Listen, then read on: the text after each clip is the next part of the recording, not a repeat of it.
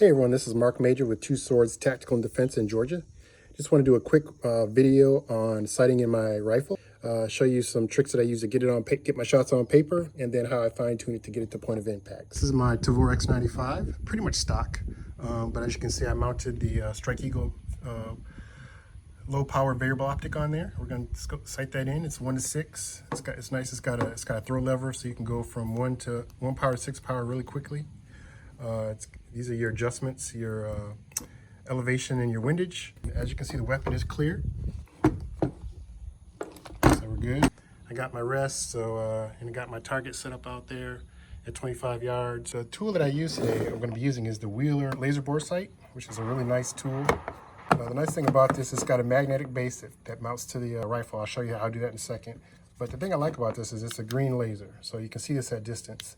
And they also Wheeler also provides a reflective target for you, so you can see at distance through your scope optic to really kind of hone it in, as opposed to red lasers sometimes are hard to see in daylight.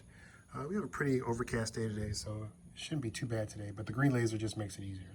As you can see, I got my rifle set up on the stands.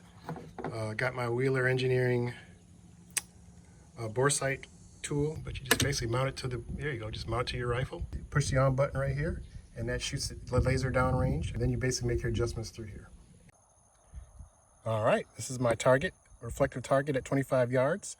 This is the center point of the target where I'm referencing my reticle and my scope.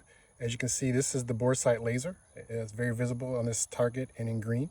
There's a big discrepancy, as you can see there. So what this tool allows you to do is to see that in real time. You can make your adjustments to get your point of aim to your point of impact, and get them close enough to where you can make them the same. So that's the whole benefit of this, and get you on paper. All right, this is the end result. And you ever watch those cooking shows where they go through all that and they pull a perfect cake out of the oven? Well, this is my perfect cake. So as you can see, my shots are about an inch and a half low from the center point, which is exactly where I want at 25 yards, because at 100 yards, you know, these points are going to converge and be right where I need them to be.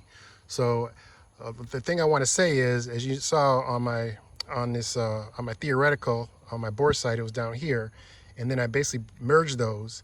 And my first shot, even though I merged them, my first shot was still out here, and that's due to what we call barrel harmonics, because when you shoot, every gun's a little different. Your barrel, it flexes every time, and every gun's a little bit different. You have to account for that. So that's why I say that tool is good for getting it on paper. It's not going to be perfect even when you merge those two points.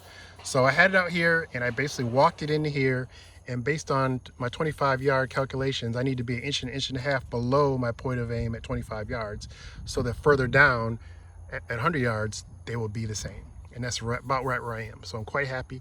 That's the power of the Boresight Laser Boresight tool. It's quick, easy, saves you a lot of ammo and a heartache. So hopefully this was helpful to you. If you have any comments or suggestions, leave me a chat or send me an email. Again, this is Mark Major with Two Swords Tactical and Defense, and hopefully this is helpful, and I will talk to you soon. Thanks.